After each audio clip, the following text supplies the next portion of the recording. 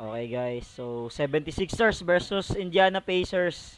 So tomorrow 8:30. So dito tayo.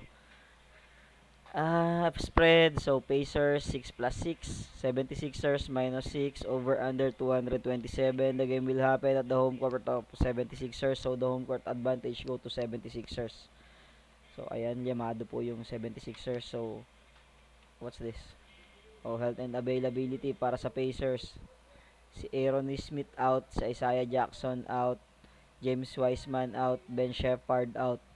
So for the 76ers naman, Adem Bona questionable. So we can see at last naging healthy na rin ngayon yung at last naging healthy na rin ngayon yung 76ers. So we're expecting the 76ers to have the advantage on the health and availabilities because only one player is questionable, so hindi sure kung lalaro o hindi.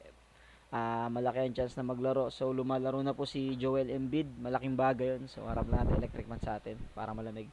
So ayan, lumalaro na po si Joel Embiid. Lumalaro na yung big 3 nila, so malaking bagay yun. Ayan.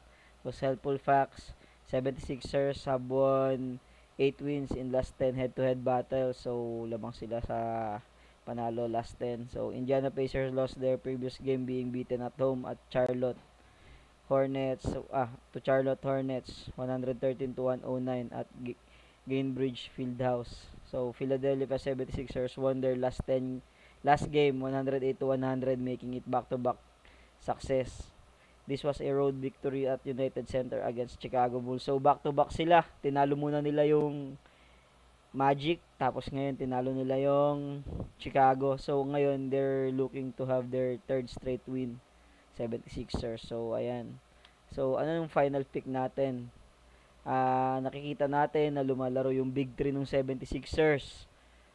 Tapos the fact na natalo yung Indiana sa halos wala nang player. So napakahina nung Charlotte ngayon, tapos dinalo pa sila. So hindi ko na alam dito sa Indian team na to. So for me, 76ers minus 6. So ayan, again, 76ers minus 6 additional bet. So over and under to over 227. Why over?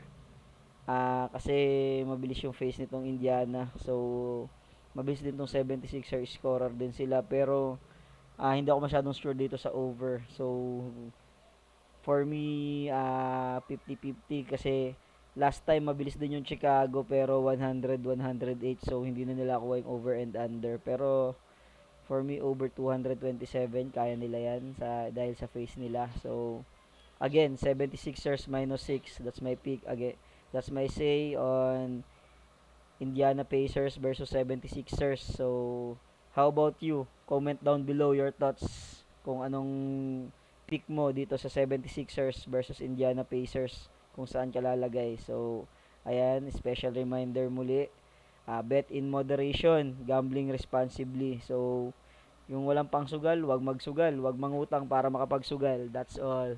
Peace.